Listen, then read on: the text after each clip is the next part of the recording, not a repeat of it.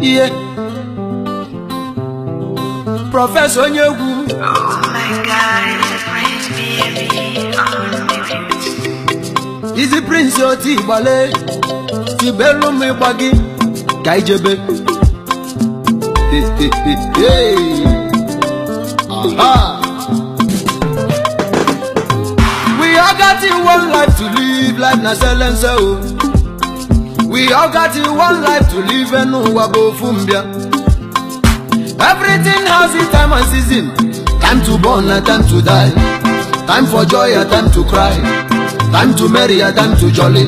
What have we fair? Nega digo. Onwa na maputo. Onwa. Yeah. Onwa may your days belong go. Oringo. Onwa may your days belong go. Oringo. Onwa may your days belong go. Oringo. Onwa may your days belong go. Oringo. I am making chop life up. Enjoy your day. Watching a menu. Na chukwa kozuogio. Chukwa meka. Chukwu meleki forma. Ngwa tabife. Rebife. Tabife. Rebife. Onwere ndu kene chukwu olisa maka na ndu bisi. Onwere ndu kene chukwu maka na ndu kako. Chukwu emeka mwojekwu. Today na your day you got to dance. Today na your day you got to marry. Happy birthday to you. Longa vida e prosperidad. Dance like say no tomorrow. Ngwata bife nega digo. Onwa na maputo. Onwa may your days belong go. Oringo. Onwa may your days belong go. Oringo. Onwa may your days belong go. Oringo. Onwa may your days belong go. Oringo. I am making chop life up. Enjoy your day. Watching a menu. Na chukwa kozuogio.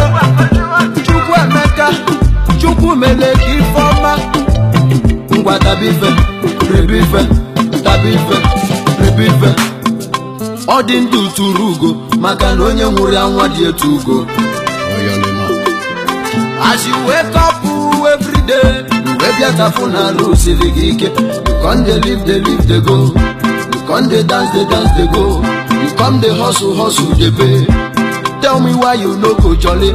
Cause all works and no play. Make it jaggy and all boy. You gotta be fair, nega digo. Onwa na maputo. Onwa. Yelele. Onwa may your days belong go. Oringo. May your days belong go. Onwa may your days belong go. Oringo. Tabi follow one them. Onwa may your days belong go. Oringo. Onwa may your days belong go. Oringo. I am making chop life up. Enjoy your day. Watching a menu. Na chukwa kozuogio. Chukwu emeka. Chukwu meleki forma. Ngwa tabife. Rebife. Tabife. Rebife. Shout out to you, brother. Chukwu emeka. Happy birthday to you once again, brother. Shout out to your mommy, cause she made it possible. Shout out to your siblings. Shout out to your friends. Chukwu goziburu no fu. Easy Prince Oti Bale.